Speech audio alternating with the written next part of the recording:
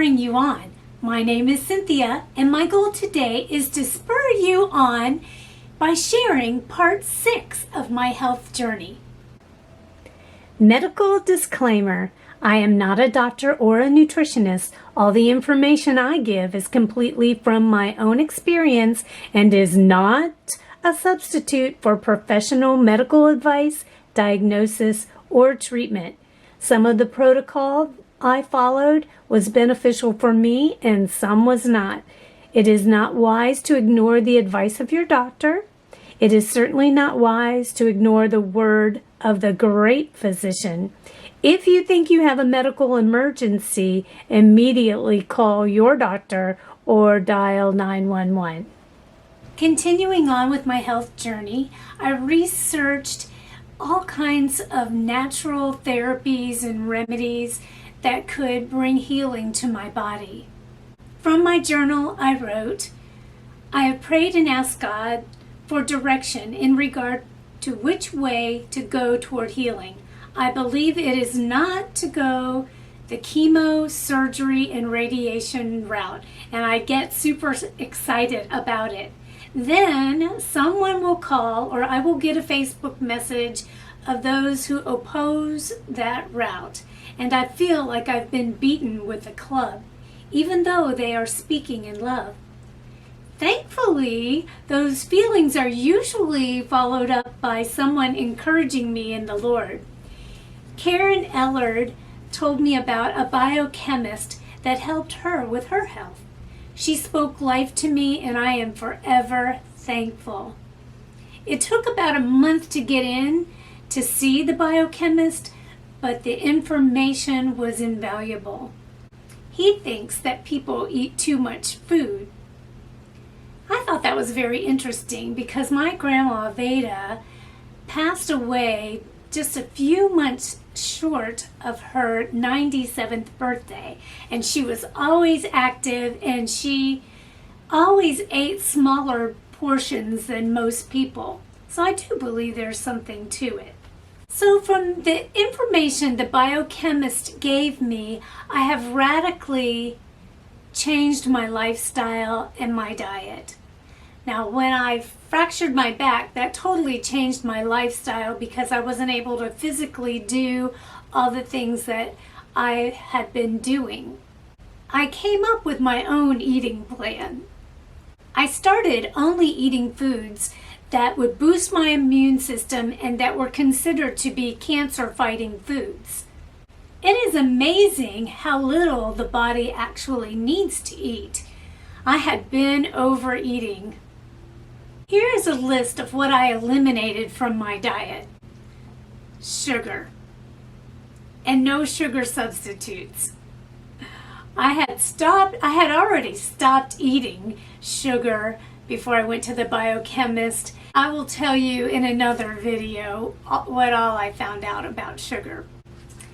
Fried foods, processed foods, dairy, junk food, sugary fruits, carbohydrates except for brown rice, starchy vegetables, and caffeine. The Osteoporosis Research Center reports that caffeine can leach small amounts of calcium out of your body. The biochemist said that even this much caffeine can have a negative effect on your kidneys every day.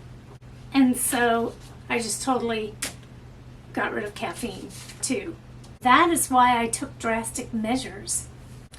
So basically, I was only eating organic fruits and non-starchy vegetables, almonds, walnuts, pumpkin seeds, chia seeds, sesame seeds, brown rice, sauerkraut, and every other day or so I would have a small amount of wild-caught salmon or a good source of chicken and a small amount of brown rice. I use super green powder and hemp protein powder in smoothies. My body temperature was low, and the biochemist said that disease cannot live in 98.6. I would like to know the research behind that. A lot of people that I've talked to that have cancer say that their body temperature was like 97, like in that range, and that's what mine was. And he was having me take my temperature every single morning. He also suggested that I eat most of my foods hot or warm, and to put cayenne pepper on as much as I could. So I added that to my diet too. I felt compelled to do my part and not sabotage myself by eating foods that I knew were not good for my body. Again, 11 years earlier, I journaled, "It is not fair to ask God to heal something when you are just going to turn around and sabotage your immune system."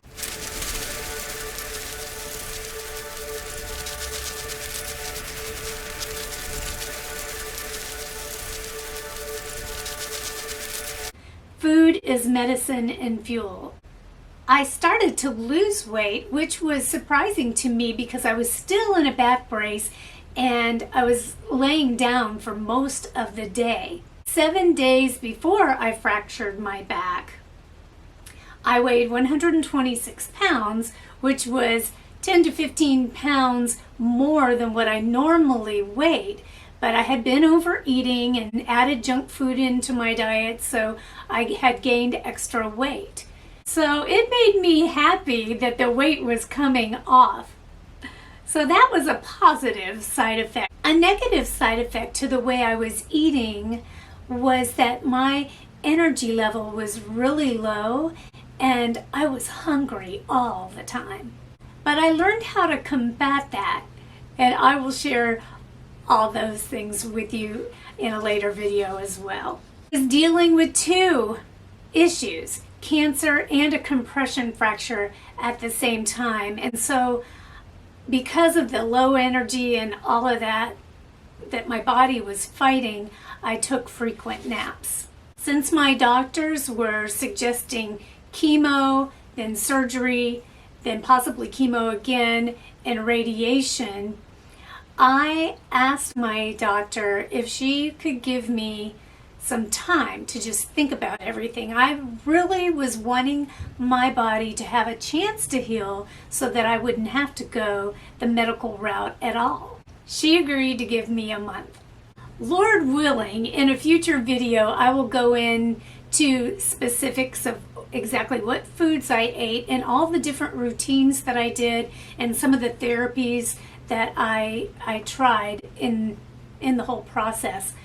I also want to talk to you about hunger pangs and what the Lord taught me about discipline. I was fighting for all the systems of my body to work properly so that I could fight the disease. I was fighting hard to beat cancer in a natural way, but mostly I was expecting a miracle from the Lord, that my body would receive that miracle. So, I am wondering if you need a miracle, or what it is in your life that is like a cancer to you. If you want to share it with me, that's great. You can do it in the comments below, or I know that I probably wouldn't share something personal in a comment below. So you can check out the description below, and it gives you a way to message me my email address, and you can share with me that way if you choose to do so. And I will spur you on the best that I can.